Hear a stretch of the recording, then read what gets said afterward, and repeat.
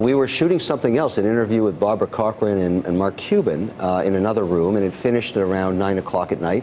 And then Daymond called me and said, hey, I'm coming to town with A-Rod tonight. Let's do dinner. I said, it's 9 o'clock. As he would.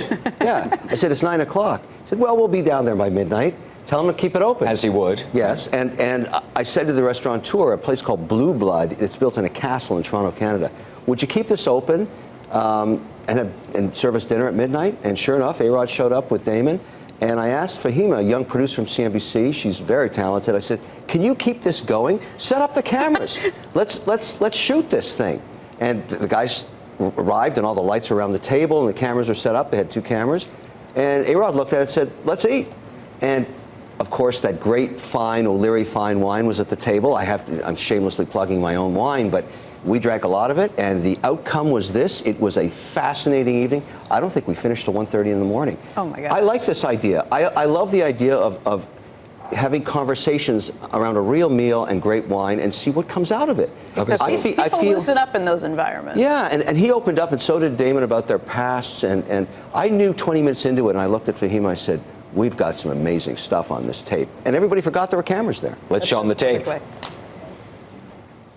You were looking at business and finance way before you were an athlete, right? Mm-hmm. Explain how you were projecting and thinking like, you know what, I need to go into real estate. I need to educate myself in so many other areas. Explain the thought process. You made the transition. Yeah, you made the transition, which is very hard. None of you dudes do that. You know, I grew up with a mother who grew up probably like you and probably like you. I mean, I didn't have a lot of resources growing up. She had 2 jobs. When I was 14 years old in Miami, it's unbelievable I was thinking this. I said, how the hell do I get to Palo Alto from Miami? Palo Alto, of course, where Stanford is.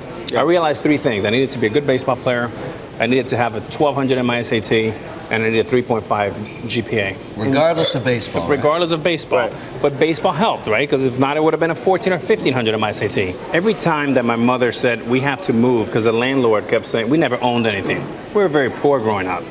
Mom said, we got to move again. Every 18 months, we would have to move because the landlord would raise the rents. I said to myself, boy, if I can ever trade places with the landlord. And own it. And own it. Yeah. Right? And with the first shot I got, 22 years old, I bought my first duplex. And 13,000 apartments later, it's been the greatest business, better than baseball, I've ever been involved with. It's real estate, and it's cash flow. And every 8-10 years, you refinance your property, tax-free, and you buy some more. And you stay disciplined to that. You don't refinance it and go buy a plane, or refinance it and go buy a boat. You refinance it and go buy more apartments. Another property. And you put nice debt on it, non-recourse. You know what I like it? Cash flow on cash flow. I love the guy. That's a dirty word, cash flow.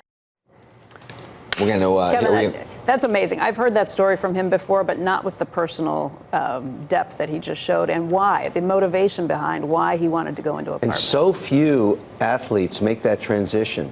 They usually squander their wealth, and they end up in a bad place a decade after they finish the game. He was so motivated by watching landlords kick him out of apartments that he said, I'm going to come back. And he has. And just hearing about how he'd been thinking about that since he was a teenager. Yeah. I mean, again, I knew about his apartment business, knew about a lot of these things, but you definitely got him to open up in ways I hadn't seen. And the steak was fantastic.